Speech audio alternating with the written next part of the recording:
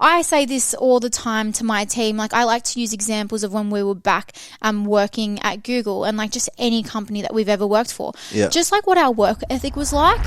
Like, I always knew that I had a passion for business and like doing my own thing. Who is genuine and who is not? Like, are these people my friends because like they like Amal, or are they my friends because they like Equalution? Or are they my friends because like you pay them? Yeah. So like you actually don't know. So we had to back ourselves. So like, again, talking about like backing yourself and the importance of like really believing in what you're doing.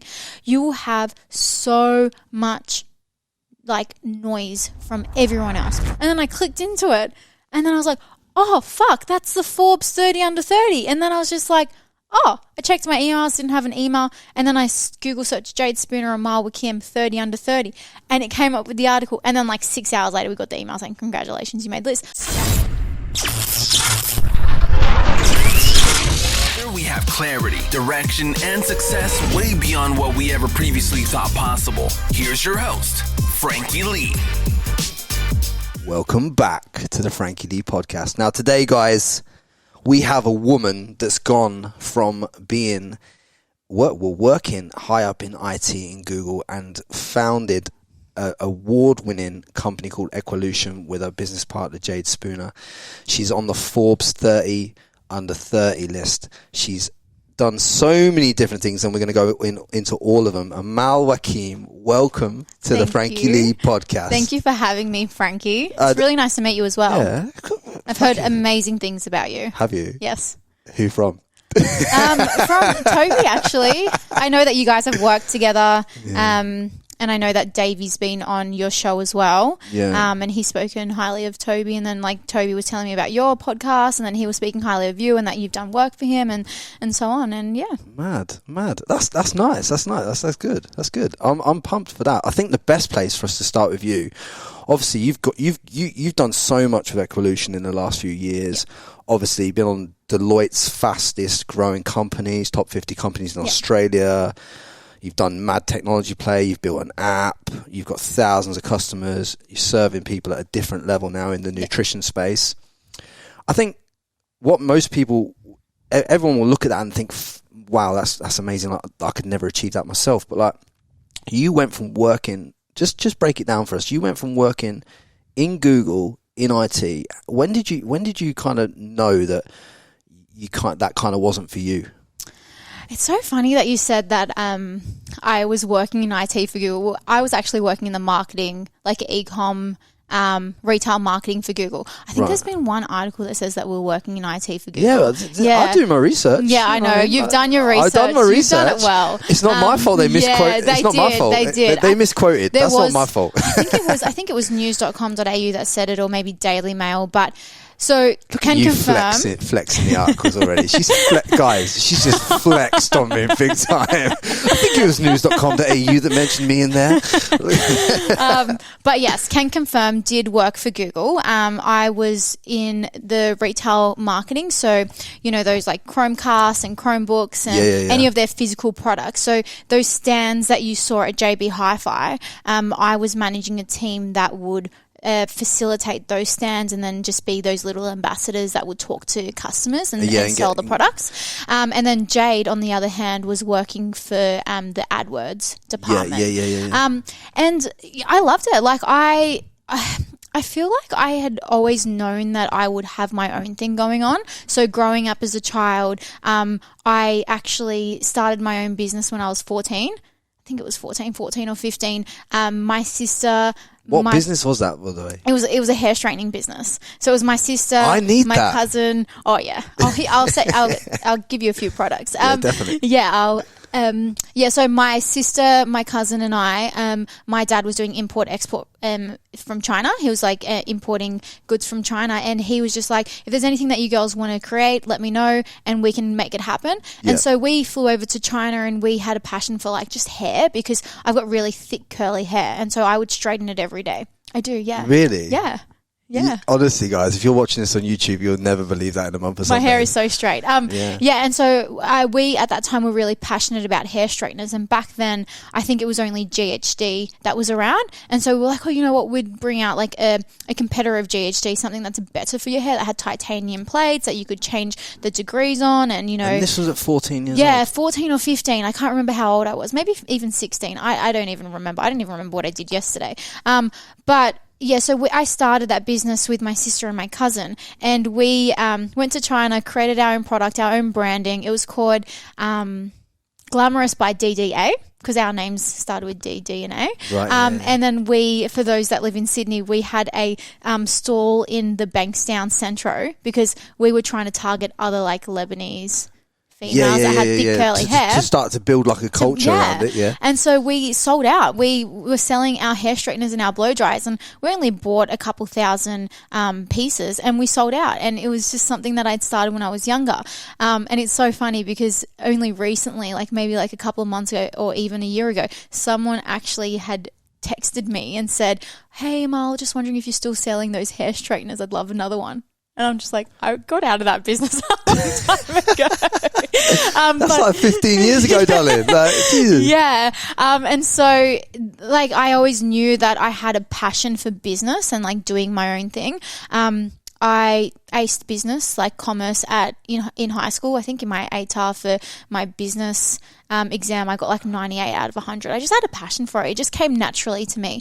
And then after school, I started studying I did a Bachelor of Commerce majoring in marketing and management, and I went into the marketing space. So that's when I got a job at Google. That's when you got into Google and that, yeah. And I loved it. It was a really great culture. I loved the people that I worked with. I got Jade a job, so we worked together.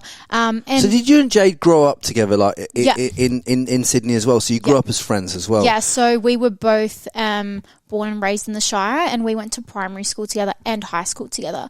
We weren't exactly like the best of friends during high school, but we had the same interest when it came to like weight loss and dieting and, you know, being like into like fitness and stuff. So we connected at school. Because a lot of people won't realise that on your way into setting up this brand as well and leaving Google, you lost 30 kilos, right? Yeah. I'm right in saying 30 kilos, right? Yes, 30 kilos, yeah. So I lost 30 and Jade lost 20. Was it losing that weight then that kind of inspired you to set this up in its entirety and think, okay, now because I've learned about all this nutrition stuff myself, I now want to allow other women and other people to know this much about it like I know. Is that kind of play? So how it all started was I was overweight for a majority of my life. So coming from a Lebanese family, you can only imagine the amount of carbs the involved. amount of food my mum would feed me. Sorry, Jackie, if you're listening. She's 100% going to listen to this. We love you, Jackie. We love you, Jackie. Jackie, this doesn't mean that you can't invite me over for a family meal, all right? I'm just saying, like she'll call me after this and be like, the reason why you have Equalution is because I fed you like that when you were a child. She like claims all of it. So yeah, like growing up in a Lebanese family, food was a form of celebration and a form of love. Like my mum would feed me because she loved me, literally. Yeah. And not many people know this about me, but I was a gamer as a child. So I was like that little nerd. Yeah. Really? Yeah, I was a gamer. What were you playing? We are not going to talk about that. No, we are not going to talk about it. Hey. There's no avoidance of questions on this podcast. I asked you if I could avoid questions. Yeah, sure. No worries. Yeah. What were you playing? It's embarrassing. I don't care. This is a real podcast. This is not a rubbish podcast in Australia. This is the best podcast, and this is why we're going to this. So what were you playing? I was on an online like virtual reality platform. It was called Habbo Hotel. Right. It's so funny because like I have people that I was friends with online still follow me and they message me on Instagram about like when we were friends back then. But I would say like my ability to be an entrepreneur really came out then because I would sell my accounts for cash when I was a child. So this is why I wanted to go into that. So what you're saying is you were building up accounts in an online virtual world and selling them to other people. Yes. You see, how can we get that juice out and the real amount if you block the questions? I know. Okay. So I was a gamer. Yeah. I wasn't very active because I was sitting behind a computer all day, every day if I wasn't at school. And then my mum would just feed me. And when we would have like McDonald's, for example, instead of getting a Happy Meal when I was a child, she'd get me a large Big Mac meal. Yeah. And with a large Coke. Yeah, because you were already happy. That's why. Yeah. Because you just sold 3 accounts. Because you'd sold 3 accounts that week. We're not talking like tens of dollars. We're talking thousands of dollars. What you're selling these accounts for thousands of dollars? Yeah, $1,000. You're selling right. Okay. So how long would it take you to build these accounts? Oh God. Because a couple of months. I really want people to understand that you can flip lots of things. You can build Instagram accounts, flip them. You can build websites. But is that even legal? I don't even know. What? Can you do that? Like build up accounts and sell them? What, on Instagram? Yeah, is that a thing? Yeah, of course you can buy loads of accounts on Instagram. I didn't know that was a thing. I didn't even know that was illegal. Davey was building accounts years ago. I don't know if he was selling them, but he was definitely using them for his ads and driving his online e-commerce. That's cool. Yeah, that's. But cool.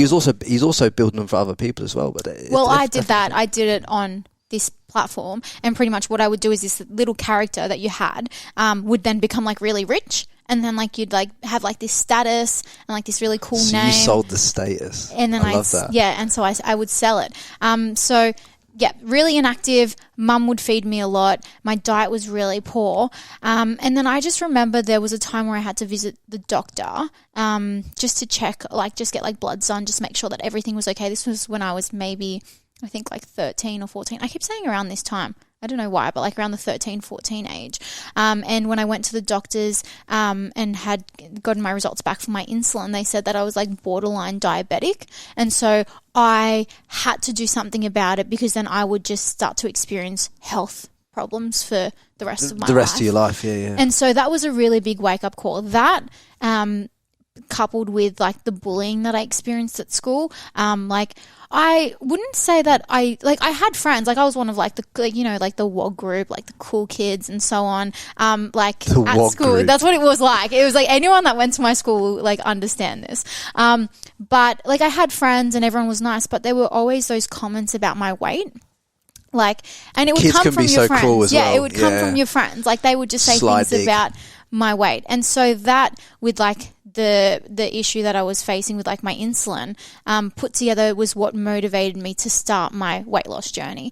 And it really just started from like, honestly, just cleaning up my diet, trying every fad diet under the sun. I've done the whole shake diet. I've done the no carbs. I've done not eating after 6 o'clock. I've done like fasting. I've done everything. Like you name it, I've done it. And so that with just like literally walking around the block is what helped me lose my initial kilos. So getting your NEAT up, basically. Yeah, getting my NEAT up and just cleaning up my diet. And then after I started my journey, like my weight loss journey, I started to become passionate about it. I feel like everyone goes through that phase where they lose their first kind of, 5, 10. It lights a torch under their ass kind of thing. They're like, right, now I'll start to see something. And now when you're physically fit and when you feel that within yourself, that's when you start to think, oh yeah, okay, I like this now. You preach it. You preach it to everyone. Yeah. And so at that point, so I'd lost, I think it was half of my weight, maybe a little bit more in my last year of school. I had the goal of going to my formal looking the best I've ever looked. And I remember rocking up and people were like, oh, yeah, they're like, oh, yeah. And I was like, I was so proud. I was so proud. And then it wasn't until after school. So I was still on my weight loss journey. I was like, eating clean, training, whatever. And like, cause I got to the point of like, okay, I'm going to start going to the gym now. Yeah. And then I ran into Jade. So it was a year after high school. I'd run into her at a cafe and she came up to me and she was like, oh my God, Amal, you look amazing. Like, what are you doing? Like tell me like what you've done to like, look so good and lose the amount of weight that you've lost. And I said, look, I'm just eating clean and I'm training every day. Why don't you come and train with me? And she's like, yeah, let's do it. And then from that day onwards, we trained every single day together. We did not miss a training workout. So then you trained together, then you got the job at Google where you're working? Yeah, so we started training together and then we started, like we just became really good friends. Like we became best friends from that. So our workouts and our time that we spent together at the gym is what was the starting point of our friendship. And then she I think she was studying law and journalism at uni as well. And I think she was just looking for a job. So before Google, she was running Anytime Fitnesses.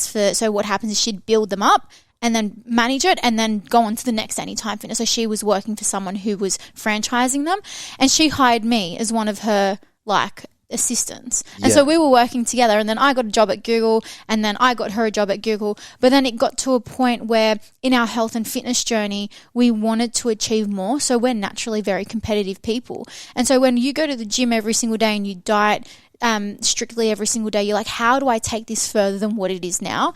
And so we aspire to be fitness models.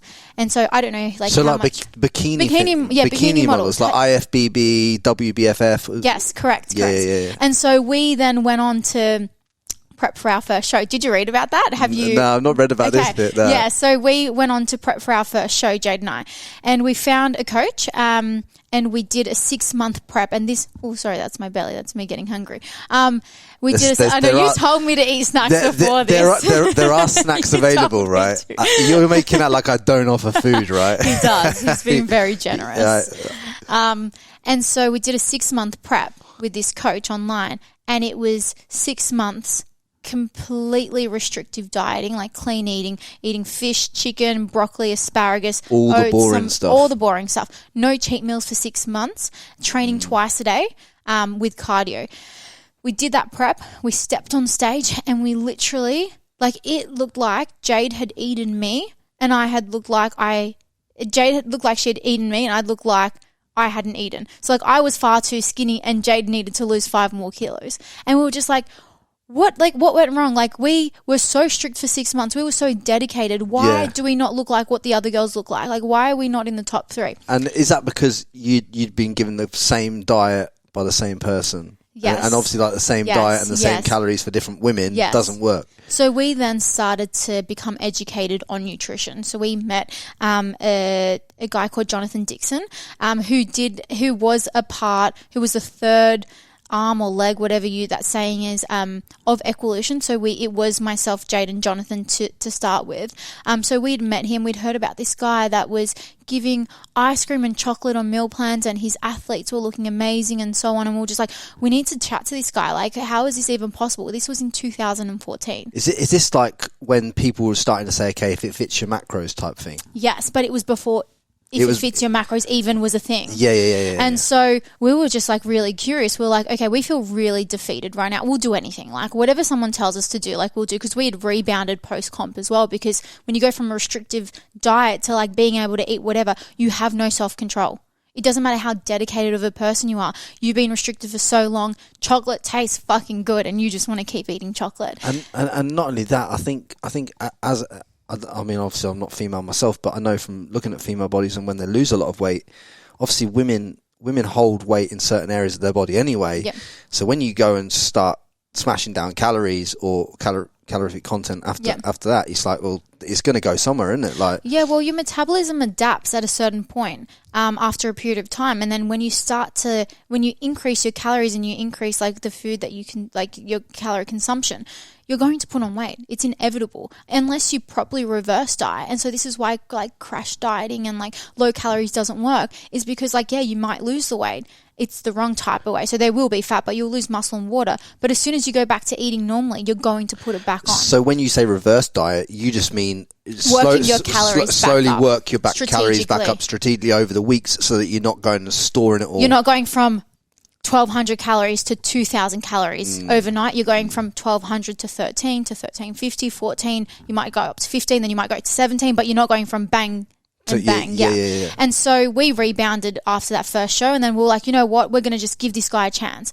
And at that point, all I knew was that I don't eat bread, I don't eat carbs, I don't whatever for so many years. Because you've demonized these things. Exactly. Yeah. I labeled them as bad. And so when we sat with Jonathan and he gave us our first meal plan, it had cereal, it had ice cream, it had bread. And Jade and I were both so anxious. We were just like, this isn't going to work. Like, this guy's fucking taking the piss. Like I said, we felt defeated. So we were like, we'll just do anything. Like, let's just give this a week. What do we have to lose? We've already put on 10 kilos post-show. So like, let's just do it. And so I remember the first week of dieting, it was enjoyable. It was like, wow, this is like really exciting. We both saw results at the end of it. We were just like, oh my fucking God, we ate ice cream and we lost weight. Like, is this even a thing? And this is like, I'm telling you, like, if it fits your macros and flexible dieting is like a real thing now, like balanced dieting is like a thing of what people follow when it comes to like dieting, which I'm so glad to hear. But back then that was not a thing. Eating chicken and broccoli was the way you would lose weight. Yeah, if you did 100%. anything other than that, you will not lose weight. And this is not that long ago, is it? We're talking, what, 7-8 years ago? Yeah, 8. What year are we in? 2021. So, yeah, about 6-7 years ago. And so when Jade and I experienced that, we just knew that we had to share this with the world. We were just like, oh my God, like, how does the world not know about this? Like, we need to be the two people that spread this message, because for so many years we dieted so restrictively and it was not fun and it was sad. We lost relationships. We hated ourselves. We had a bad relationship with food. We had no self-control. And now we have like the answer to a problem that every single person is facing in this world. And so we then decided to do a second show for our fitness modeling journey, and we did this under like the whole flexible dieting concept. So understanding the caloric and macronutrient requirements our body needed individually, not what Jade needed is not what I ate, it's what Amal needed. So your protein target and her protein target are totally different. So different. And so we prepped for 16 weeks. This is our first WBFF show. And I remember at that point we had created these Instagram pages, and I was little fit girl and Jade was fit and hungry, and we were anonymous. No one knew that we were behind these pages. We'd never post a photo of our face. We'd just post our food and our journey. And we swore to our following that we would eat ice cream every single night. And back then people were like, these girls are crazy. Like in 2014, they were just like, these girls have lost their mind. They think they're going to eat ice cream and get up on stage looking like an athlete. And we did. I got down to, I think it was like 9% body fat. And for a female, that's really low. I had like not a 6-pack, I had an 8-pack. It was just like, I was so lean, and Jade looked incredible as well. It was just unreal that we had tested science to the absolute limit. We documented it on our Instagrams and we grew a following because of it. So I think I have like 25k following or something, like just a on little this less. Page at the time. Like on my current, I changed my name to Amal after. Yeah. But like at this time, and this was back in 2014 when no one had any followers on Instagram. So our fitness pages had grown during a time where Instagram was still really fresh, because people were so intrigued by our journey. They were just like, ice cream and cereal and bread, and they're losing weight and they look like that, like what is going on? We got so much hate for it. So many people were like, you don't know what you're talking about, like that doesn't apply to everyone, like blah blah blah, you need to be eating like clean. Like I was getting into, like, if I go to like my archive photos on Instagram, because I still have that same page, like it's my Amal page, people, like I'd post, like I'd be smart ass and be like, oh, just eating like a skinny cow ice cream and losing weight, like did you know that a carb is just a carb? And like I'd put all this scientific fact and so on. And people would message saying, why are you preaching this, like you don't know what you're talking about, blah blah blah, and we'd get so much hate. But the thing is, it's logical sense that if you've got enough, you know, protein, carbs and fats that day, and if I started my day with 2,500 calories and I eat an ice cream, I just take the fats off the fats, the carbs off the carbs, and the protein off the protein, and then whatever I've got left is what I've got left. Exactly. And that doesn't affect whether I can be ripped or not, because I'm just eating within the caloric requirement for my body. Yeah, so, and like don't need to overcomplicate it. No, I don't need to. And that's the reason why we started Equalution, is because we found something that was so complex. Like the dieting industry, one, there were so many misconceptions. People were miseducated. And two, people took a very simple science and made it complicated. So people that were actually, you know, facilitating the whole calorie counting and the macro counting and so on, they were complicating it too much. Like Lane Norton, blessed, like he is a very highly intelligent man and we learned so much from him, but he just complicated it for the everyday person. And so we were just like, how do we simplify this? Like, how do we teach people that it's your numbers that matter? And like, to be fair, like you can't hit your numbers by just eating junk and just junk only. So when people are like, if it fits your macros, like this was back, I think 2015, 16 when it became a trend. You can't just eat total crap. No, it's a balanced But what you're approach. trying to tell people, and especially women, is the fact that you don't need to demonize food anymore. Exactly. And demonizing food is not empowering you to go and be who you want to be.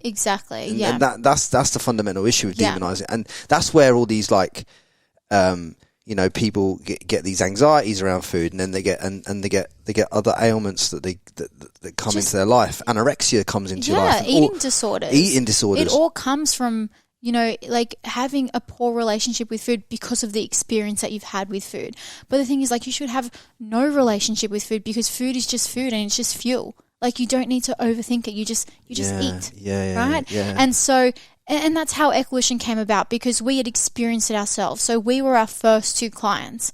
And at that point of completely testing it and starting to understand how the numbers worked and how the body worked and how nutrition worked, we then created Equalution. And so Equalution was just a part-time thing for us. So we were working at Google at the time. Yeah. And Jade and I were situated literally back to back. So I would swing my chair over and I'd talk to her. And so at that time we were studying at uni, we were working full-time at Google, we were competing, and we were running Equalution on the side. It was very hectic. Equalution at this point, was it just a website? Was it PDFs? What were you selling? Equalution at this point was myself, Jade, and Jonathan. And what had happened is Jonathan was working at ASN at the time, so he was at a supplement shop. And any person that came in to buy supplements would then ask for training and nutrition advice. So we'd get our clients through Jonathan. Yeah, so ASN were just feeding you clients. Yeah, basically. exactly. Because he'd be like, oh yeah, so they'd be like, oh, so do you know how I could incorporate this protein powder into my day, or is this good for weight loss? And he'll be like, oh, let me give you some nutrition advice. I do this. And then that's how it works. So Jonathan was kind of the word of mouth referral figure. Jade and I were the you were putting it together at the back end. Putting it together, and that's just how it worked. And then it got probably in Google's time, I might add. No, can I be honest? We were really good employees.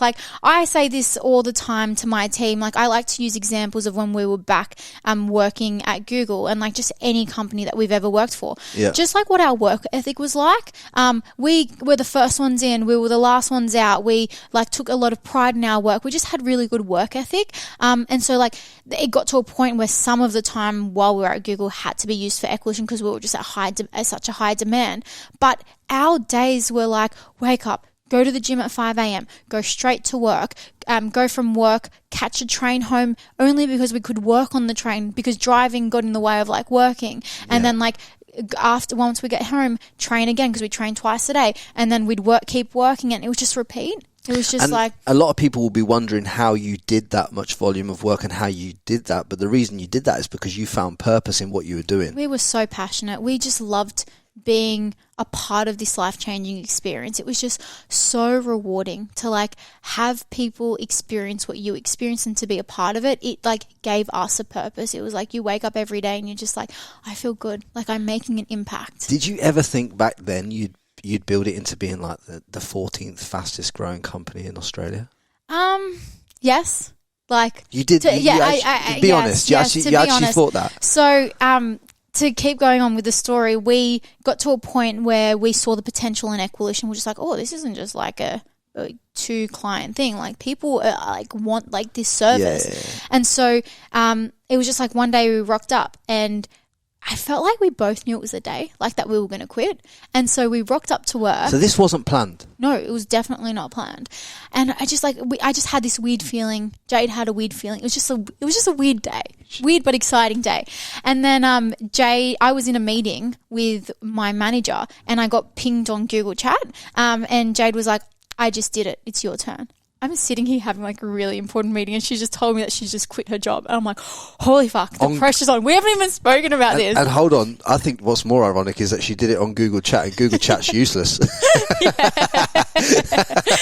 that's how we used to communicate to everyone. It's probably their worst product. Yeah, we used to. I'm surprised you got the message. I know. But that was our form of comms. So what, did you quit? Yeah, so then I quit, and then you quit then and there in that meeting. I quit. No, I got out of the meeting, and then I handed in my resignation, and then we bought a one-way ticket. Listen to this, one-way ticket to America, because we thought Silicon Valley had all the answers. And at this point, that's when we sat with Jonathan and we said, Jonathan, I think we were just a partnership at this time, so we hadn't incorporated. And we said, Jonathan, we're ready to turn this into something. Do you want to come with us full-time? He's like, he's like, I'm passionate about it. Like, I'm highly educated because I think he's then studied like, when he went to uni, something to do with nutrition. That's like where he got he accumulated all his knowledge. And so he was just like, I'm highly educated in it, but like, and I'm passionate, but I don't want to do this for the rest of my life. I love supplements and I love being a part of this industry, and I want to go on and start my own supplement store. And like, now Jonathan owns a supplement store in Carringburn in Sydney called Booty and Buff, and it's incredible. Like, he's gone on to fulfill his dreams and what his passion is. And I'm glad he knew he could, like, rather than just chasing like being on a money train and all that stuff. I'm glad he knew himself well enough to know that no, I'm going to focus on what I truly want, because that takes a lot of balls when you think about it. 100%. And if you've got passion, the ability to make good money comes from that. Your passion drives that. So it doesn't matter what industry you're in. If you've got that passion, you're not going to give up until you get there. And so Jade and I got onto a flight, flew to America, a one-way ticket. We were there for 3 months. We spent a lot of money. Like, we were dumb. Like, we spent like $80K each, living the best life in America. We got fat because we were eating so much. Like, we weren't even practicing what we preached. I thought you were going to say we got fucked up. No, but we got fat. We got fat. We were living our best life. We lived in New York for a little bit. We lived in LA. Like, we were just like having the best time, but we lost focus. We started to get distracted because there was just so much opportunity in America. Like, for those that have been to the US, you see something and you're like, Australia needs that. We need to do that. And so we were going to bring boxed waters at one point. We were going to bring Barry's boot camp at one point. We were going to bring a salad health bar at one point. And then we went to this thing called the Startup Grind. So this was right at the end of our trip. Went to the Startup Grind because we were entrepreneurs. Like, we were running Equalution on the side. And like, we just had a passion for business. And so we went to the Startup Grind just to attend to see what it's like to have like a tech company. And it was then and there that we realized the potential for Equalution, because back then, I think this was 2015, being a female entrepreneur was not really a big thing. It was mostly like men. And we went to this event, this conference, where it was filled with men. And it was just Jade and I were the two youngest, and we were like pretty much the only two females at the time. And so it sparked their curiosity. They were just like, what are you two girls doing here? Like, you're from Australia, you're young, you're females. Like, what brings you here to the Startup Grind? And so those conversations led us to meeting potential investors. And they were just like, I don't think you girls realize like what you're sitting on. Like, you don't realize that you've just filled a gap in the market and you're solving a problem that every person is facing. And we're just like, we need to go back and start working on this properly. We didn't take any investment. So at that time, it was attractive, like having people like offer you money for like to be a part of your business. I think that's easier to get offered that kind of money as well in America than it perhaps is. 100%. Like, 100%. Do you know what I mean? Like, people you probably got offered it for your accent. Probably. It was like, they were like, we'll give you $250K. We want to be a part of your business. We want to like be able to like facilitate the growth of it. How many clients did you have at this particular point? Not many. I can't even remember. Probably like 20. Like, not many at all. Like, it was nothing. So you quit. So this is what I want the audience to understand. You and Jade backed yourself. You had 20 clients, right? You quit Google, right? You was earning all right money at Google. You quit Google. You fly to fucking America, right? You drop $80K between you or each? Each. And did you have that money stacked? Yeah, like I said, we've been working our entire life, and we just had really good work ethic. We were smart. But $160K for two women, 3 weeks. At 21, 20. 3 weeks. Do you know what I'm saying? No, 3 months. 3 months. 3 months. We dropped $80K for over 3 months. $80K over 3 months. Yeah. Each. We lived the best life. So $160K. Yeah. Is fucking. I know. Do you know what I mean? I know. Do you know what I mean? Like, and we got fat. do you know, oh man, honestly. I know. But when you think about what you can, I know. Honestly, don't remind me. No, but the experience and everything that's led taught us so much. Yeah. $80K for what we learnt while we were there is nothing. The life experience that you had, 100%. But I just want the audience to understand the amount of nuts and guts it takes to put yourself on the line. Because what people do is they work really hard in a job like you did at Google. They work really hard. They stack this cash, save. And then they become attached to the number saved in the bank and they don't use it. Money is meant to be fuel, and you're meant to use that fuel to take you further forward. I agree. And so many people get this attachment to the money. It's like my mate said to me the other day, Frankie, why'd you put so much money into your podcast? I'm like, bruv, do you not understand what this podcast is going to be? Like, you can't see it, but I can. So I don't give a fuck. Like, just put. It's so true. If you believe in yourself or you believe in what you're doing, back yourself. 100%. And so then we had those conversations, and then after the startup grind, Jade and I were just like, okay, well, we're sitting on something that could be something really big. We don't know the American market as well as we do the Australian market. So we need to fly back home and actually execute this and like grow this company. And so we flew back home, fat, broke, but full of wisdom and knowledge. I would say we were. Trust me, we had to actually diet. Her version of fat and my version of fat are two different things. We actually had to diet after that period of time. It was not good. Disagreement, but carry on. We would hide under these big jumpers. Like if Jade is listening to this podcast, she'll laugh because she knows those big jumpers that we hidden for 6 months because we didn't want anyone to know that we'd put on weight because we ran a dieting company and like we just weren't practicing what we preached because we were in America and we're just like eating cheesecake every day. It was good, but anyways, lesson learned. So we flew back, and then I remember so we flew back to Australia and we're like, okay, we need to actually start running this business. So we sat down. There's this shopping centre called Miranda Westfield in Sydney. We went to the same cafe every single day, and we used their free Wi-Fi, and we would sit at the same table for the first 12 months of running Equalution. And on day one, we sat down across from each other and we looked at each other and we were just like, okay, what do we do now? It's like, we're doing this full time, and like, what do you actually do to run a business? And then we started to create an Instagram page for Equalution, and I'll go into that a little bit later. But after the first week of running the business, it was payday. Yeah. And I transferred Jade, I think it was like $200 or $300. I can't remember the exact amount. She remembers the exact amount. And she looked at me and she's like, Amal, my car repayments are more than this. How am I going to be able to live? Like, did we make the right choice? And I just sat there and I said, Jade, this is not what it's always going to be like. This is just the start. Like, I believe in this so much. Like, we've got to do this. Like, we can't give up. And then that's to answer your question about, did I know that we would be listed as in the Tech Fast 50 and Forbes 30 under 30 and so on, and it was like then and there, yes, I did know, and that's the reason why we didn't give up, because we knew that what we were selling, like our service, is something that everyone needed. It wasn't just like a whatever, like we weren't just selling like, I was going to say socks, but everyone needs socks. But like, it was just like, it wasn't just like a novelty item. It was a life-changing experience.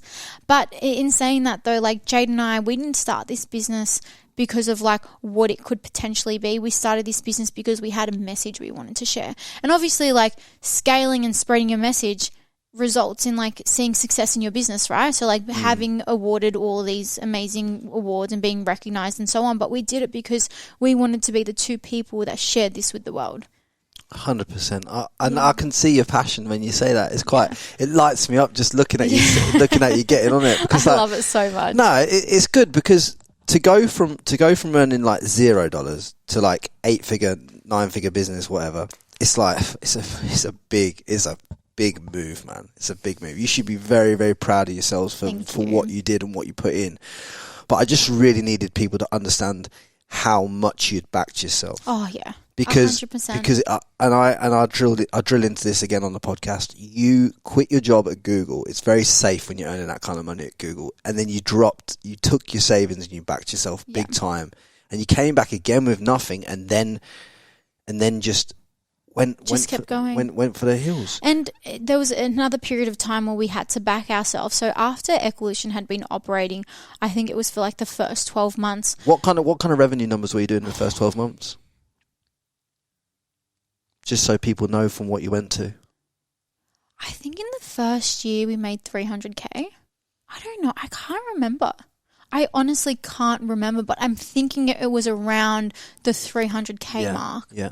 It's a nice little good start to a business. It was a good good kick. Like, hey, Yeah, good work. let's go. Yeah. We can get a Louis Vuitton bag each. Yeah, Let's go. Yeah, literally. I actually don't think we even started buying handbags until like years after. But yeah, so like us backing ourselves. So we started the business. We saw it pick up.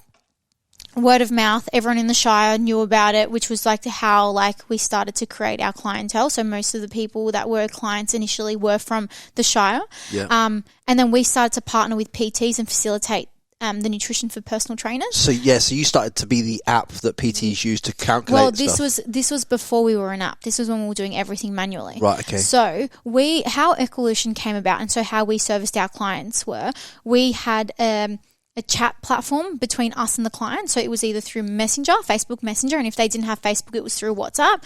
And then we created their meal plan, typed it out, sent them a PDF, and then they did their weekly check-ins through this chat platform. Yeah. So everything was done manually. It was very time consuming. And so we then partnered with PTs and we'd say, well, you know what kind of results you can get if you had proper good training and proper nutrition, you get the best type of results. And we'll give you a clip for each client that you refer. So then we started to manage their clients, manage their check-ins, their accountability. Like we were their coach, and then they'll just facilitate the training. And that's how we grew. So word of mouth. And then it got to a point where I remember calling Jade one day and I said, Jade, and it was just when Jade and I were working just for, it was just us two for Equalution. And I just said, it's just the amount of clients that we're handling right now it's just crazy. Like we can't keep growing without one hiring, or like automating this.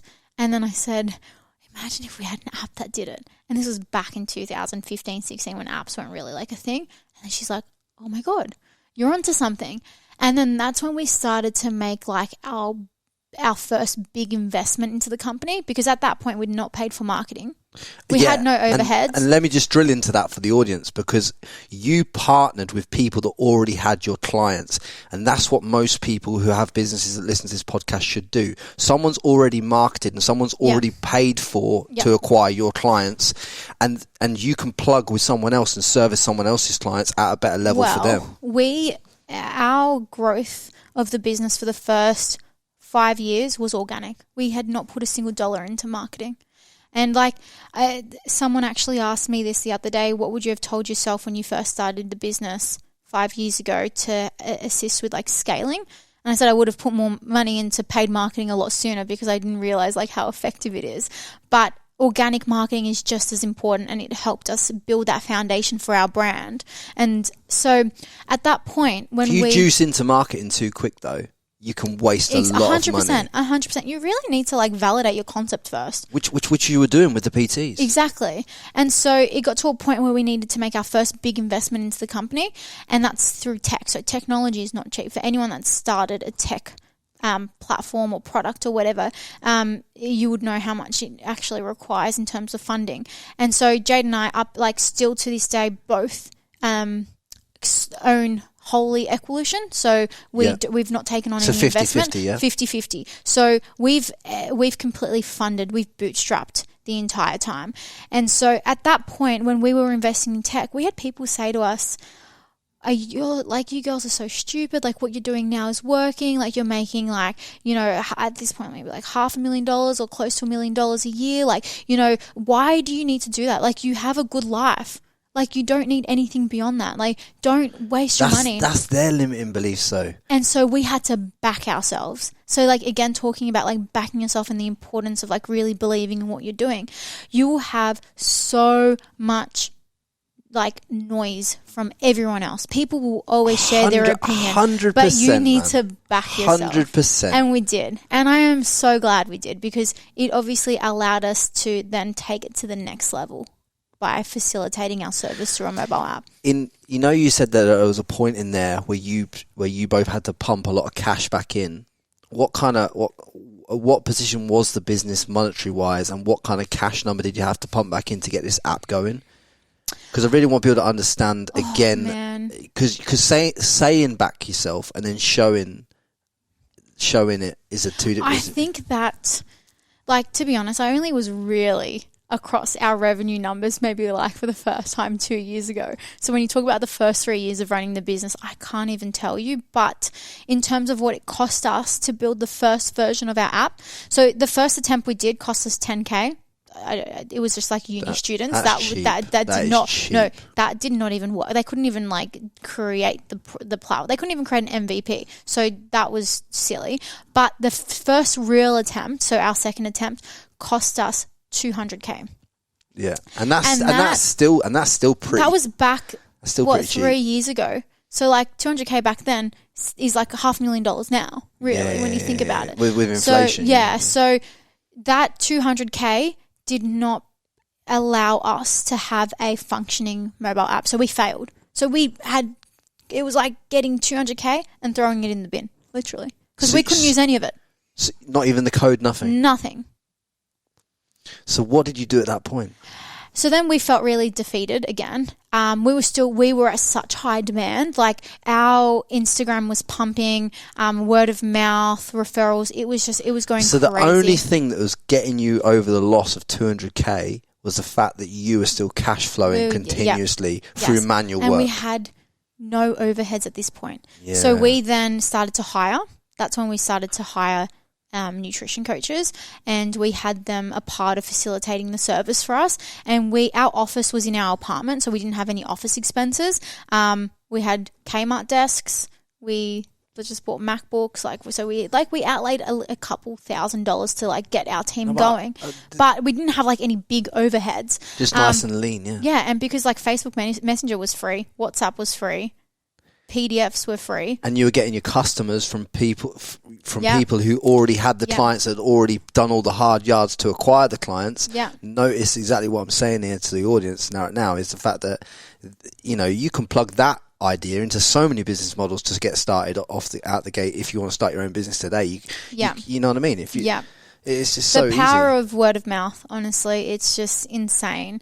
And so then it got to a point where we then moved into an office and so on. Like we started to like actually run the business like it was a company. And there were times where we were working until 3 a.m.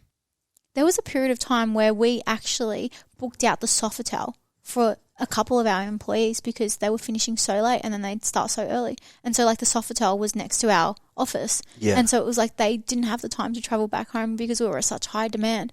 And so the only option that we had was we need to automate this. Like we need to create a platform because we cannot keep scaling and growing with the current with the current business model, with the current service offering. We can't do it. This is too manual. And so then we started again. So then we found, I think it was like a word of mouth. We found a tech company that we worked with I think we worked with them for a total of 3 years. And they built the first version of Equalution, and it's great. It does what it needs to do. We've now partnered with them. So we finished up our contract with them a couple of months ago and have moved on to a new tech company just because we're ready to take it to the next level. But they were able to finally bring our vision to life. Yeah. Because and I was saying this to you earlier, Frankie, like what people see on our platform, so anyone that uses our app, like they see a calorie counting tool and they see a meal plan and they see your weekly check-in. And they see it look beautiful. Yeah, it looks But what goes on behind the scenes? People don't realize how complex a platform like this is. Like our meal plan generator is so personalized that you fill out a questionnaire, you put in the foods that you don't like, the foods that you do like, you then tell us about your dieting history, your activity level, your weight, your height, your goals, and so on. And then we spit out this perfect meal plan that suits your lifestyle. That's not like that allows you to enjoy the foods that you love as if you were to write that meal plan yourself.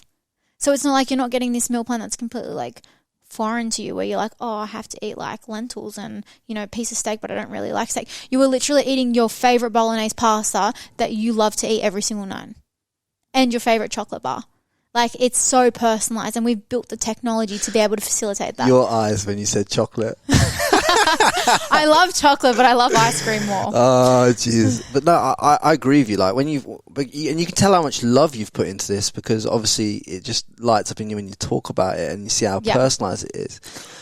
But I want to move it along because like obviously you go through this business and what was when you landed on Forbes, right? 30 under 30. What was the first thing that came into your head when that hit for you? I want to know. Well, I laughed. No, I laughed because I was glad that we made 30 under 30 because I said to Jade, this is your last year. So you're not going to get, I had another year left in me. So I'm 28, Jade's 29. But I'm like, this is your last year. So you better get on this list. So it was funny because we didn't even know we made the list. It was, so like I was on Instagram and like I get like random DMs like daily, like in my little other box, and I barely like ever like open them. I don't really like, I don't open them because most of them are just like replying back to my story or like just like a creepo trying to like slide in or whatever. And so I went on this morning. We'll talk about that. I woke up and I went on and I seen that I had a number of like other DMs, like more than what there usually is. And I clicked on it and I was like scrolling through and then I was just like, oh, nothing important. So like whatever, got off Instagram. And then I remember pulling up to the office and I was sitting in my car at the front of the office and then I was like, oh, I'm going to just check Instagram again because like when I'm at work, I like to just like, I put my phone on Do Not Disturb, focus, and then I can like, when I get home, I can just like do all my other stuff.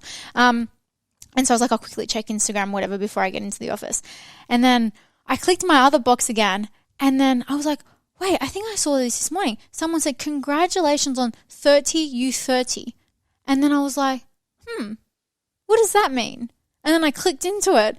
And then I was like, oh, fuck, that's the Forbes 30 under 30. And then I was just like, oh, I checked my emails, didn't have an email, and then I Google searched Jade Spooner or Amal Wakim 30 under 30, and it came up with the article. And then like 6 hours later, we got the email saying, congratulations, you made the list. But someone had told me on Instagram before, and I just sat there and I was just like, how do they even go about quantifying that? Like as a list? I don't know what the criteria is. I know that like, so we got shortlisted and they'd contact us. They contacted us and said, can you please fill out this like questionnaire thing? Our EA Brie fills out all of like all the award information. She's got like all of the stats and the data and like all the information already on a doc, and then she'll just like fill it out for us. But I don't know exactly like what goes into it. But I think this one was very like about you as an entrepreneur rather than just like the business as a whole, because they're recognizing entrepreneurs under 30. But in that moment, like I was sitting in my car and I just like, I put my head in my hands and I was just like, how did we get to this point? Like, so how many years was that between starting and hitting it? We incorporated Equalution in 2016. Yeah. So 5 years. And it was just... It's amazing what can be achieved in 5 years. And every entrepreneur, like their dream is to like be mentioned on Forbes. Like Forbes is like, when you're on Forbes, you know, like you're doing a good job. And so like to sit there and be like, holy shit, like our names are in Forbes and like we've been recognized for this. We were just like, and to be obviously... You can get mentioned on Forbes and do it through a PR route, but to actually get mentioned on it for something tangible, a business that you've built from zero to like multiple 8 figures, it was like exciting. is a mad thing. And how long along your journey was it when you got that Fast 14 rating? We have been listed in Deloitte for 2 years in a row. So we were part of the Rising Stars, so like the under 3 years company, and then the following year we made like the Fast 50, like the big companies. You're not just the startup anymore. I think that was like 2 or 3 years ago. But our first ever award that we won. So when we started. When we took Equalution full-time, we enrolled for an incubator at Sydney Uni. So if you had studied at Sydney Uni, you could enroll for a program where you have a startup and they give you a $5,000 like grant. And then I think over the 2 years, they take a clip out of any investment that you get. Yeah. And like we didn't raise any funds. So there was no, like we weren't really like charged anything, but it was like for anyone that doesn't know what an incubator is, it's like a 12-week or whatever, how many week program that they then assist you to start your company up. So you take an idea, and you incorporate it, and you put your trademarks around it, and you build it. You create an MVP and so on, and so they assist you and support you on this journey.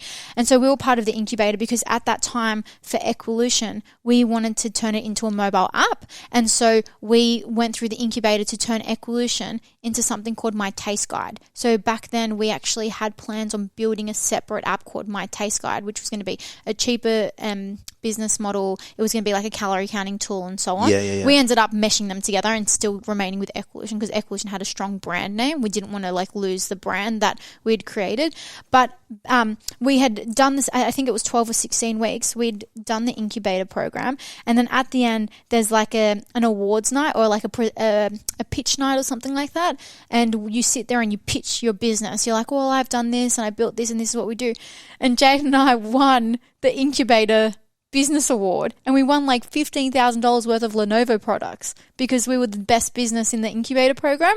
And then from there, we started to apply for different like startup awards, and we won Australia's #1 startup company in the same year, and they flew us to Switzerland, and we competed as the Australian Startup of the Year against other companies, and then we got we were finalists in like the female entrepreneur category, and so that was like the start of like this whole award thing and the little cash flow incentives from that and all that. Oh, you don't really get much. You don't get much. So there wasn't much for the international one. No, we just got a free ticket to Switzerland, which is not bad. It's not bad. Switzerland's beautiful. Yeah, but obviously along this journey, have you had like different mentors and different people facilitate you along this journey? Like yeah, so. Who's been a big influence in that for you? So for the start of the business journey, we actually didn't have any mentors. Do you think that slowed the growth down? 100%. Like what I've realized this year is there is so much in just networking and meeting like-minded individuals and listening to their story and sharing your challenges and your wins and how they did it, and like getting to know their friends and who their mentors are. Like for the first 3 years of running the business, and this comes with running an online business, you become really isolated and you just want to sit behind your computer and just do your work. Going to networking events was really, I guess, intimidating and scary. But there's networking events and then there's networking events. I know. Do you know what I mean? But doing any of it was just like when you sit behind a computer all day, every day, because I was saying this to Frankie earlier, we don't call our clients and we don't do one-on-one consults. It is literally all done online through a chat platform. So you get so used to typing to someone and not talking to someone. Yeah. And it's very different. And so you become a massive introvert, and you're just like, I just don't want to meet people. I don't want to go out. I just want to stay home and work. See, I have the same opinion as you, as in like, I believe in mentorship. I believe in networking, but I believe in doing it at the right level. Yeah, I agree with that. what I'm saying is, there's a lot of people, Amal, that reach out to me and say, "Hey, Frankie, I'd love to pick your brains." Like, fuck off. Like, do you know what I mean? Like, I don't have time just for someone to decide that they want to pick my brains today. Like, there's no ego attached to that. It's just simply like, I am on purpose trying to do big shit in what I'm trying to do big shit in. I can't just be going to coffee after coffee after coffee meeting for anybody any more than you can as well. So like it's all about networking, but networking at the right level and networking with a purpose of actually it's like we're doing this now, but like there's a value exchange in it. Do you know what I'm saying? Like I'm not just here to waste your time, of course. And that's where networking has to you have to answer both sides of the coin. I agree with that. And so the first few years of running the business, no mentoring and just like no one that we really... What do you reckon that, if you could put a dollar figure on how much no mentoring cost you, what would you put on it? Like, I just want to know. I don't even know. We could have times 5'd our company in the first year. Like if we had mentoring, like you don't realize the power of having someone that's been there, done that. Give me in numbers then. What does that look like? Hundreds of thousands of dollars, literally. Yeah, like if literally. Not, so millions. Millions, really. Yeah. And so we then had a mentor. Our first ever mentor, like paid mentor, was I was going to say a girl, she's not a girl, a female called Alex Durkin. She was a 2IC for Shopo, and she came on for ops mentoring. Yeah. She was great. We loved working with her. I think though at the time, like we just weren't ready for it. You need to be ready to have someone keep you accountable. And when you're trying to run your own business and you've got someone saying, have you done this? Have you done that? It's like having homework. You're just like, I just can't manage it. Like you need to prioritize it. And I wish we had. Yeah, there's no point taking on a mentor and then being resentful to what they tell you. Yeah. because that kind of defeats the fucking object. Yeah, yeah. And so that didn't work out, and it didn't work out because Alex wasn't a good mentor. She was a great mentor. It was because we just weren't in the right mindset to take it on. And then I think a couple of years passed, and we had people just tell us how important it was to have advisors or mentors. And we kept in touch with a few people from the Incubate program that we would reach out to. But it wasn't until we were in touch with Toby, and so Toby Pierce, he has built an incredible platform in the fitness space. So for us, having being introduced to someone like that was, I guess, like a dream. It was just like, oh my God, like we get to talk to someone who's been there, done that in our industry. Been through the same kind of struggles. Same thing. Like they built a mobile app. They were manual. And then they built a mobile app. And then he facilitates a service to the same target market as we do. He understands our target market. He understands the tech He understands the demographic. 100%. And so when we were introduced to him, there was synergy. We were just like, you get us, we get you. Like this could really work. And I think we had a couple of mentoring sessions with Toby as Equalution, like Jade and I. But then I felt like I really loved his approach to business. I loved just everything that he would live and breathe when it came to business, even life and like mindset and the brain and so on. And I then took my own path and started to get personally mentored by Toby. And I even said this to you earlier, like it's been a life-changing experience. Like that guy is a freaking genius. Like he is the smartest person I have ever met in my entire life. It is crazy. And I've said to him like time and time again, like he's just exited sweat. And I just said like, when your time frees up, like you need to create like a platform where you share your brain and your intelligence with the world, because this is not okay that you are storing all of this and not sharing it with people. Like people need to know. I kind of think, and Toby might disagree with this, but I spoke to him on the phone a few times and obviously in the DMs, and we share books and stuff, and we share a lot of conversations. And the way with Toby, the way I see it is like his whole purpose with Sweat was to set that up to learn how that whole thing played out. Yeah. But I kind of feel that his purpose beyond that is to now help create something that obviously generates revenue, but for him, and obviously will blow up anyway, but like is a business model, but like to kind of serve people at a higher level, like you're saying with entrepreneurship, with building brand, because Australia's got so many phenomenal entrepreneurs. Yeah. And if you've got someone like that can give so much to the community, you could literally level up the whole because Australia, I think we're mad here the way that the government doesn't give you even more like how even like the Gold Coast isn't a tech hub with like tax incentives and tax breaks, and people like Toby like setting up businesses like that to like be like I'm not saying Singapore or anything like that or Silicon Valley, but like to really drive that, because Australia's got so many people that could really make that 100%. Move. 100%. And there have been times that we'll be in conversation about business, and then he'll say something, I'll just look at him and be like, you're just so smart. Like, how are you not sharing this with other entrepreneurs? Like just the business person that I've become just from working with him. Oh my God, I am a completely different person. The way that I even think about business is so different because of him. Like, and it's just like, I've said to him, you need to facilitate this for more people. People need to learn from you, because whatever you have stored up here is just on another level. Another level. So Toby has agreed with me that he's coming on this podcast. You need to have him on this podcast. He's agreed with me. He's coming on this podcast. If he forgoes that agreement, I will fly to Adelaide.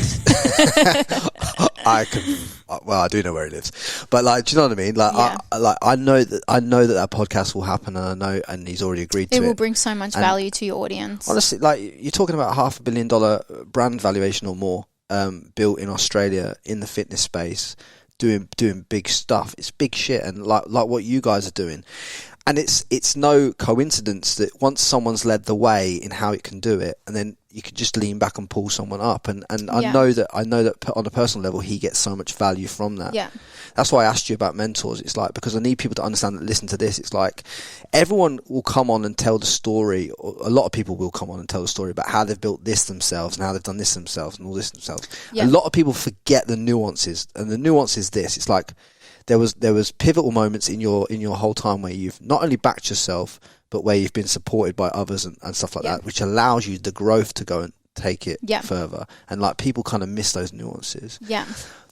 One thing I want to ask you is, because you're such a powerful entrepreneurial woman, I'm sure it's like relationship type things are really, I want to go here because I want to go here, right? I want to go here because it's so important for like women and men to understand what you have to put on the line.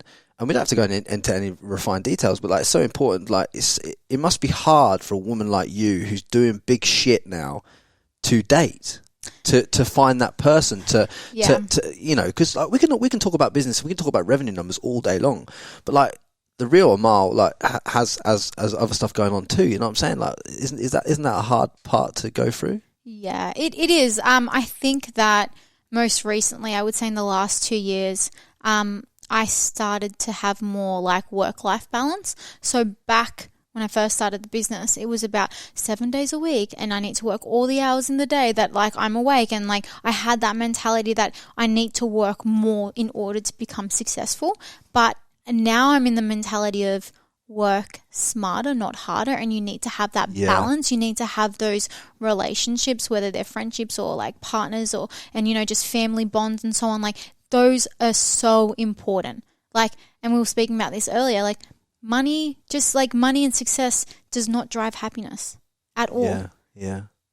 Doing what you love and enjoying life and, feeling free and just like, being surrounded by your loved ones is what allows you to be happy, not money. Yeah. And so you can't neglect that. And for so many years of running the business, relationships, whether they were like love relationships or personal, like friendships, they were all put aside because work came first. But now it's like creating that balance. But then again, it's really hard. And we were talking about this earlier. Like, you don't know who is genuine and who is not. Like, are these people my friends because like they like Amal, or are they my friends because they like Equalution? Or are they my friends because like you pay them? Yeah. So like you actually don't know. So it's really hard to like find or figure out who is genuine. I think the truth of it all is, as you become more and more quote unquote successful, as you start to build like 7-8 figure brands, like you're building multiple 8 figures, whatever, like you can. It kind of becomes, your circle just becomes smaller and smaller of people that your energy can bang with. 100%. Like, in terms of like, you can't just. I was saying this to you earlier one night about like, I was giving you like, you can't. It's like you can't date at certain levels anymore because like, it wouldn't work because of the misalignment, of the misalignment in the whole game, and that's why I wanted to ask you about it on here, because like, there must be a lot of men that do get into. I imagine there would be a lot of men that are being intimidated by you even because of your success. Well, it's like I hear that and people say that all the time, but it's like they don't even take the first step to like reach out. It's like if they like, I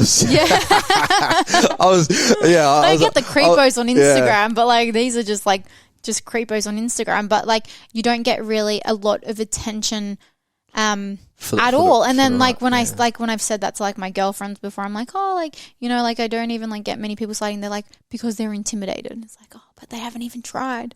Yeah. But a lot of if you do it in a bar terminology, a lot of men won't ever go up to the hottest woman in a bar because they're like, okay, well, I'll just like she's out of my league. That's just dumb. And really when you work out the maths on it, right? Like it's like that's the best opportunity to go for because like no one's talking to that guy. Yeah. But the thing is, it's the looks and the presence that intimidates. Yeah. Do you know what I mean? It's so true. When you're a woman like yourself who's done big shit and is comfortable in herself and holding that like that powerful like that look. Then obviously like unless you're a strong-minded man and can articulate a conversation with you, you ain't going to be able to breach that gap. Do you know what I'm saying? Yeah, for me, like, what is important is that I meet someone that challenges me and that I learn from daily. Like, I need to feel stimulated in my relationship. I can't go on and just, like, have someone that doesn't really bring much value into my life. Like, I hope that I can bring value into their life, but they also bring value into mine, and I think that's, like, really fundamental for me. Yeah, no, I like it. I'm glad that we touched on it, because I think it's so important that everyone understands that, you know, as you become that quote unquote success figure, it gets even harder, because the whole thing refines for you, like what you want out of life. Yeah. What do you read, like books and stuff? Yes. Is it you love books too? Because I read a lot. Obviously, I've got books everywhere. But I love reading. What if you were going to give like your top 5 books that have impacted and changed your life for the audience? What would they be? The Courage to be Disliked. The Japanese one? Yeah. Yeah, I love that book. I love that book. I sent that to Toby. Yeah, I love that. Toby sent that to me. I sent it to him. There you go. There you go. I sent that to him. Yeah, he sent that to me. Yeah. So a lot of my book recommendations I've actually gotten from Toby, because he's a book nerd. He gets all his book recommendations from me. Oh, so. There we go. It's a circle. I don't even need to recommend my top 5. You probably already know that. I want you to. Go for it. The Courage to be Disliked. I think that has changed the way that I view my relationships, or relationships in my life, and even view myself. Like, it's so easy to lack self-love. Like, Frankie, you've probably picked this up on me. Like, I don't have a lot of confidence. Like, at all. Like, I'm just like, I always like, I get nervous and I do this. Like, just in like in what I was trying to explain to you at the start of the podcast in relation to that, just because you mentioned it, what I was trying to explain to you is that you're talking about this confidence thing, right, with you, Amal. And the thing is, you've done a lot of big shit, and there's a lot of people who'll be like, oh yeah, you've done big shit, and everyone's telling you about this and the other. But it's like, you were doing an Instagram story before this podcast, and you was like, I don't know whether I should post it, this, that, and the other. And you was talking about confidence, and I'm like, no, Amal, you're missing the point. Like, confidence isn't what you need. Self-belief is what you need to instill within yourself. It's true. Right? That was a really good quote it's like, that you said. Yeah, it's like if you instill self-belief, like, you know, confidence could be shattered. Self-belief is instilled within you. Yeah, within you. Once you've got that, why does it matter?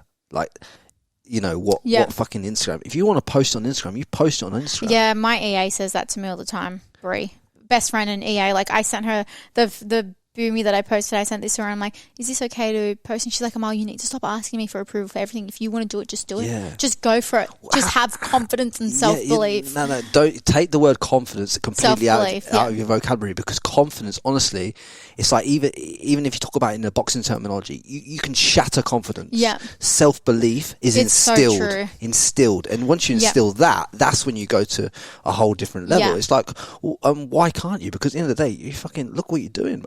Why wouldn't you have Why wouldn't you have self-belief? So when you think of how trivial an Instagram story is compared to what you've already done, I know. Like, have a word with yourself. Right. Anyway, back to the books. That taught me it changed the way that I viewed my relationships, but it also changed the way that I viewed myself. So I started to have more self-love and self-belief. It was just like, you're on this universe for you. Yeah. You need to start putting yourself first. And so that is what that book taught me. I took a lot from that book. Business, Hacking Growth. One of my favorites. Did you recommend that to Toby as well? No. I'm going to get that all the time, aren't I? Yeah. No, I didn't. Hacking Growth. He's probably recommended that one to me. But it's a good one. It's really good. It just like teaches you the importance of data and understanding your data, and then how you can use it and leverage it. Yes. Love that book. Another one that I really enjoyed reading, which was one of the first that I ever read, was the 5 a.m. Club. Not because Robin Sharma. Yes, not because I wake up at 5 a.m. every morning. I did it for a long time. But because it just instilled like good habits. Yeah. Like, it just taught me to like wake up, don't rush your morning, enjoy your morning, exercise, meditate, journal. Yes. How you start your day is how the rest of your day will look like. Yes. And so start it in a very calm and like enjoyable manner. So I loved like what it instilled in me in terms of like setting a good morning routine and how that affected the rest of my day. I'm reading The Effective Executive at the moment. It's a Peter Drucker Is that his? Peter Drucker. Yeah. It's a mad small entrepreneur. book. Yeah, I'm loving it because, again, Toby, as my mentor, said to me that I need to stop reading the waffly books. He's like, yeah, it's good to read about other people's success, but you need to start reading about like theories. And so like I'm dipping into like how to become a better executive, and how to like. This book goes on about managing yourself in order to manage people. Yeah, I think he's giving you more actionable content. Yes, actionable content. So far, like I'm halfway through and I'm really enjoying that. I've learned like a few principles in that I have like already started to apply. Like one small thing is like focus on one thing at one time. You know, if you're the one thing. Yeah, if you're the CEO of a company. Gary Keller, I think, or the one thing. Or Kevin Keller, or something like that, yeah. Yeah, just focus on one thing. Everything else is not important. And so, like, my emails are now, like, 300 because of that. Do you do that thing where you say to yourself, okay, what's the one thing that I could do today that if I only did that one thing, it would go above all else? Like, no, I don't do that, but that's what this book is pretty much just saying. And then, like, you focus on that one thing for, like, however many months, and then you move on to... But then you look at your priority list, and it may have shifted by then, and then you then take the next thing, like, what's the one thing? So that's something that I've learned from there. And then I've loved reading books, like no particular one, but about other successful businesses, like the book about Netflix, the book about Nike, like Shoe Dog. Yeah, it's a good book. There's just been a few that talk about the journey that other entrepreneurs have experienced, like the companies that you aspire to be. And I've just loved reading them because you can pinpoint exactly where you're up to in their journey. Have you ever read The Dip by Seth Godin? It's like a marketing book. No. And what it explains is the fact of when you're on that journey, there's always this dip where you could literally throw the cards in and give up. I just went through that dip. Yeah. Literally. Yeah. We literally like went through that dip most recently, and we've just and then you get the back up the hockey stick growth back on it. Send me the link. Yeah, I'll show you the book before you leave today, because it's only literally like that short. It's like a 100-page book. You can read it in read it in an hour. Okay. And it's just something that gets your mind. The reason I have it in the cupboard is because I have it there so that when I'm having a fucking bad day, excuse my language, when I'm having a bad day. Oh, I've said the F word so many times. Yeah, I do too. I don't even know why I said it. Excuse my language. Don't excuse me. I think this is like the 10th time you've said it, and you just said excuse my language. I know, but I just looked at you and I was like, I really shouldn't swear in front of you. No, but do you know what I mean? Every time I get I have a really bad time in business, I just read this book and I'm like, okay, do you know what I mean? And it helps me identify if I'm in the dip. And when you're in the dip, there's two things that you can do when you're there. You sometimes it is better to quit. Right, and to move on to something else, because that's what your path is showing you. But sometimes it's better to continue. But this book allows you to identify that's cool. I want to read it. Yeah, and that's why I recommend it to you. Yeah, I want to read it because I think that's going to help you with a lot of stuff like that you're going through anyway. That's cool. One that I really enjoyed reading, which was like just about another business, was called Bad Blood. It was just about an unethical business. It was just so much drama. It was like, I didn't learn anything from it. It was just like a really interesting read. You just loved the drama. I just loved the drama. You just spilled the tea. I can't believe someone did this. And I'm pretty sure they had a documentary on it as well, because it was like based on like a real life story. But other than that, I think like the two that are the standouts for me are Hacking Growth and The Courage to be Disliked, definitely. Yeah. Courage to be Disliked is a phenomenal book. And Atomic Habits. That's been good. James Clear, yeah. But it's quite straightforward. Like what you learn in all these other books is what like Atomic Habits pretty much says. But I think Atomic Habits is the book that everyone should read, because I think the way that James Clear articulates it is better than any other book. I think the book that everyone should read is The Courage to be Disliked. Yeah. I can't even. It'll help people get out their own head. 100%. 100%. It was a good book. And Psycho-Cybernetics. If you've not read that, you should read it. Okay, those are two books that you Psycho-Cybernetics. Yes. Because that will help you understand a few more things that we talked about before the podcast that we won't talk about now. But like, it'll help you a lot more along those kind of lines as well. So like, 100% you should get that Psycho-Cybernetics. I advise every person to read that. And if you're a man and you want to learn how to be a better man, then 100% the book you should read is the way of the superior man. 100% you should read that. Okay, I'm not going to read that, but you're not going to read that. There's a recommendation. But there you go. There's the recommendation. Yeah. But like what? So now I just want to pivot into what is in the next 12 months for the business and Equalution. I was just thinking equalution, because I've said it so many times. Equalution for Equalution in the next 12 months. Like, what is the goal with it? Like, where is it going to? So for the start of our hiring journey, we hired a lot of nutrition coaches. We didn't hire many seniors or executives. So right now the focus is building that leadership team, that structure, just having the business operate in the most efficient and high performing way possible. That's like my goal, create a really great culture, sustain that, and just build the foundations of a great company, really. And the technology as well to scale internationally. Are you still CEO? Jade and I co-CEO. I am shifting more into just the sole CEO of the company, yes, and I have been doing that for a fair few months now. It's like, that was my belly again. They can't hear that on the podcast. Are you sure? I heard it through my headphones. I heard it. So like I've not solidified my title as CEO, but like I have been shifting into being the sole CEO of Equalution. Will you ever be open to forgoing that role and moving someone else into the more like the CEO role, so you can just dive straight into the business?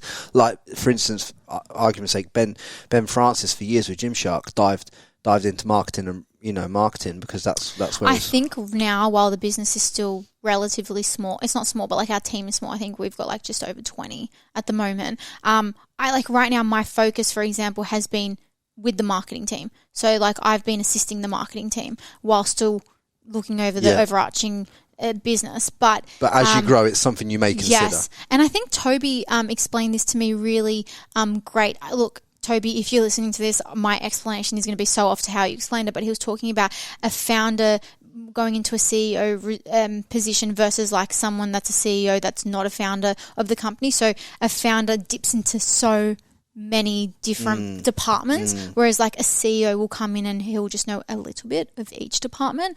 And he was just explaining like the difference between the two. I just think that most founders aren't really meant to be CEOs of their businesses. Well, I think the CEO is meant to be operationally good in all the areas and be able to run it operationally and put the structure in around it, like you're talking about. But you as a founder then can pull back and and create that vision and that overarching vision that can then be optimized through the business without because like when you're a CEO founder, it's like you're wanting to get big picture, but then you've got to deal with this HR issue over here, and you've got to deal with this over here, like, or that's being reported up to you. Be the visionary, and it's like, well, how can you be visionary when you're thinking about the fact that Teresa slept with someone at the Christmas party? Do you know what I mean? Yeah, I agree with that, and I think that for me, if I believed it wasn't in the best interest of the company, I would happily step away, but I think that I'm the best person right now to facilitate it, and I probably will be the best person for it for the next like 2 or 3 years, and then whenever I feel like there's someone else that can come and do the job better than me, I will step away. You're happy to step away. I am so happy to step away, but I think right now in this moment, I would say that I'm the best person to facilitate that role in the company, and I'm enjoying it. I feel like it's the right time for me in my life, and I think it's the right time for the company for me to step into that role.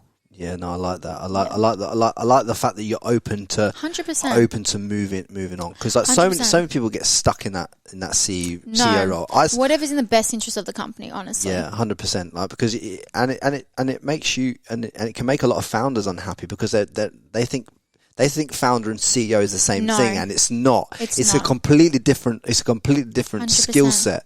There's good CEOs. There's good CEOs that would never found their own company. No, CEO is like leadership and management, whereas like a founder is really visionary. Like they're so different skill set. One's a creative and has creative ideas. The other ones are systemized, and they're two different people. 100%. So I'm trying to like learn on how to become a better CEO, like how like I'm bettering my leadership skills, my management skills. So that's what my learning focus is right now.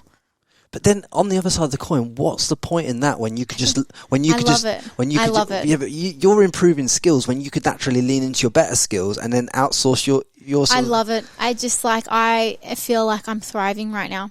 I feel like that. If it lights you up, my journey has just started. Like me moving into like this role is just like I feel excited by it. Yeah, I feel like, you know, and I've said to like Jade and so on, like I want to be treated as an employee of the company. Like, yes, I'm the founder, but I want to be treated as an employee. Like I want to have my own KPIs and my goals, and like I want to see my career progression and so on. Like I want to feel that in my own company. Yeah. No, I like that. that because then you got something to work towards. Yeah, purpose in the business, not just purpose for Equalution, but purpose as an employee. I presume that most of your user base at this moment are in Australia, right? Yeah, 90% are Australian. We don't not facilitate it internationally. Our technology, like our database, is predominantly Australian products. So our meal plans are quite specific with the products we recommend. So in order to scale internationally, we just need to have a bigger database, and that just requires a lot of time. And so right now we're just facilitating mostly Australian. We don't market overseas, but we do have international people come through because of Instagram. What markets are you going to go into internationally first? It's hard. We haven't done an international plan yet, but I would say we would move into something very similar to the Australian culture, like New Zealand. Yeah. Which is not big, but it's just moving into just one something region. You could dominate from day one. Yeah, I would say like New Zealand and maybe Singapore, and then like eventually the US. And then it would be particular regions of the US. We wouldn't just go US. We would go like LA, then Texas, and New York, and so on. Because at the end of the day, when you're talking about like LA might have like 10, 20 million people in it. So it's like a small country anyway. Yeah. So it's like you don't just want to go and dive into a whole country day one. It's kind of like how Uber rolled out in different regions. 100%. We would apply the same concept. It's like when Uber were testing other countries, they went into other countries and other regions. I think they went into Thailand. They got smacked in one city. Like, we can't operate here, and they moved the whole company out, and they reevaluated the whole idea because they had to prove the concept worked in Thailand before, and it didn't. Yeah. So they backed out of it real quick. You just learn and then you implement from your learnings. I love it. I love the fact of how you've laid it out so bare for everyone to understand, and we've touched upon even the relationship stuff and all that stuff. I just love that fact that, you know, it's the real Amal, you know what I mean? It's the real shit. Yeah. If there was one piece of advice that you had to give, right, to the people listening to this, to empower them to do more, be more, see more, and everything else that you needed when you were starting your journey, what would it be? I have two pieces of advice. Go for it. Can I share both? The first one is block out the noise. Like 100%, people will always have something to say about your journey, and they will always share their opinions. But like you said, back yourself. Block it out and just go with whatever you believe in. But then also my second piece of advice comes off that is your gut always knows what's up. Like you just don't push that to the side. Like your gut instinct and your intuition have a lot to say. And so like if we hadn't run with that, we wouldn't be where we are today, Jade and I. Like, yes, strategy is a very important piece, and like we've become very strategic over the last 24 months. But initially, just like listen to your gut. I love it. Yeah. I love it because it's like it's so true. But the way you've articulated it, and I think block out the noise in this day and age is so powerful. Like I said, I don't know if I said it in the podcast. I think I did, where I said like we got to a point where we could invest in tech and scale the company, or just keep running this like a lifestyle business. And everyone was like, "You make good money. Yeah. Why are you investing it back into the business? Like, just keep doing what you're doing, and you're set up for life." And we're just like, no. We have a vision. Like, we're going to keep going all the way. But that's the difference. Like, and I don't know whether this is on the podcast or whether it's on the pre-roll. This is why, guys, you should sign up for the pre-roll content. Cheeky. But anyway, wait, the pre-roll. Oh no. No. Edited pre-roll. We spoke about a lot of things. Yeah, edited pre-roll. Don't worry, it won't be the full pre-roll. Oh, anyway. I didn't know. That's why you were rolling the camera. No, we roll it, but we don't use it all. Like, you can relax. You can relax. You're gonna have the part about me wanting to lay down. Where I'm just can I lay down and I just like, we started this podcast, I'm like, can we lay down and chill? Because like I wasn't sure where the camera was like pointing and I can't remember where I was going with my part of the conversation now you said that. Like, I can't remember what thread I was on. But I was Can I quickly just film you? Yeah, what you like? I just want to. You want to film me live on air? No, like because I'm doing a day in the life vlog, so I'm just like. I love it how this is. I love it how this is happening during the podcast. Yeah, because like it needs to be real. Yeah, all right. So guys. like I'm just they're not going to hear you, but I'm just going to go like so people know that like there's a podcast. I love it. This is like businesswoman of the year kind of stuff. I'm literally doing it. Oh my god, I can't believe I can't believe this happened. It completely took my train of thought there. I was going to go into something real good there, but I'm sorry, my video interrupted. Oh yeah, that's right. You were talking about the 500k lifestyle business, and it's like the difference. But when you were earning 500k, yeah, it was like when you and Jay could take 500k each a year and take that out of the business, and yeah, that's all well and good. Yeah. That's great, fantastic, cool. But it's like, but the difference between that and a Canva kind of scenario where you exit for billions is backing yourself. 100%. 100%, because like I said, you can get really content and you can just be like, oh, I make good money and like I can live in a great house and drive a nice car and buy this and have freedom when it comes to like, you know, purchasing things. Yeah. And like you can get content. But if you don't have that passion to keep driving you to, you know, want to achieve more, you can easily just stop it being that lifestyle business. And this is what I try and tell people, like, and I always use. We didn't need to invest in tech. At some point it would have died out because it would have been too manual. But you'd have made so much cash, you'd have been set up. Yeah, because we didn't have any overheads. Yeah, we would have been fine. But we did it because we had a message that we wanted to share. You had a message, you had a vision that was bigger than yourself, and because you've got you and I both know from previous experience that it's the journey. Right, it's the journey that you're in the pursuit of actually just enjoying the journey. There's no fixed end goal. Yeah. There is no limit to what your business can achieve. There is no limit to where this podcast can go. If you put it in the fact, if I just put all my heart and soul into getting to 100 episodes, when I get to 100 episodes, what episodes are you up to now? You'll be about like 46, 47 by the time this goes out, probably. Good work. You're halfway there. Do you know what I mean? Even though when you get to 100, if I just put all my emphasis on 100, right, and then when I get there, it's like I feel like I've completed something. Then there'll be no drive left. 100%. So it's like I just don't limit yourself. So my goal and my drive is like get unbelievable guests that are doing unbelievable things in sport, entrepreneurship and all this kind of stuff, and get those people to tell their real authentic story, not this bullshit that they go and spout on the mentor about they turned over this revenue number and turned over that revenue number and all this crap, and like everyone, I'm like no, who is Amal, like what's she about, where she struggled, like what's the truth in that, and that's what comes across in this, and that's why it's real shit, and that's why I'm passionate about it. I loved it. And if you can do that in business, life, or whatever you're doing, you can achieve anything. But you don't just go and sink a whole load of energy into this end goal shit, because it doesn't exist. There's no fucking end goal. Yeah. It's just enjoy it. I agree. 100%. Now drop your Instagram and your app and your website and everything so that people can do it. And I'm going to put, don't get me wrong, I'll put all this in the show notes as well. Cool. So business Instagram is Equalution. So it's EQUAL. UTION, so equal and I love how you are able to think of the name as well. I was just like, shit, I don't know how to, like, 'cause you usually type it, you never really like spell it out loud. So just Equalution on Instagram. It'll be in the bio. We've got like a little donut DP, and then just equalution.com. The app is called Equalution. Just search Equalution and it will all come up. And then just my personal handle is just Amal, AMAL.Wakim. Yeah, slide in, boys. Slide in. I'm joking. Can't promise that I'll respond, but I'm joking. Send her a voice note. Way better. And my Instagram is @Frankie Lee. If you don't already follow me, you should be following me. And can I just say, guys, like if we've given you any value today, all I ask you to do is that you send them our message, you send me a message, you tell us what you got out of the podcast. You go on Apple, you leave me a review, a nice one. I might say, a nice one. Drop a nice YouTube comment, share the content with your friends, tell as many people about the podcast as possible, share it on Instagram. Just do me a solid favor with this. This is my passion. This is my purpose. I'm like trying to give you as much value as possible. Like all I want you to do is share it and help me get the message out there to more people. That's all I ask from you.